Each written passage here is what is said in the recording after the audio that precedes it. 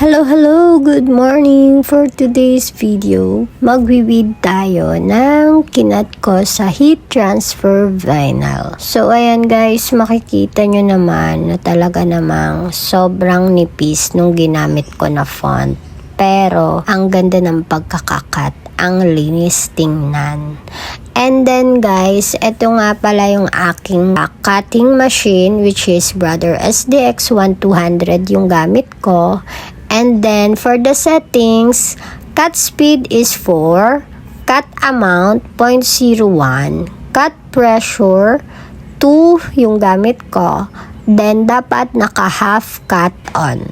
So, ayan guys yung ating settings.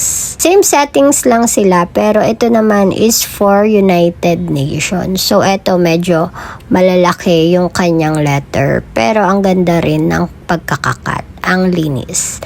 Yan, mapapansin nyo hindi ko na siya masyadong ginamitan ng weed. Hinihila-hila ko na lang siya. Kasi nga, ang dali niyang hilahin. Ang ganda kasi ng pagkakakat.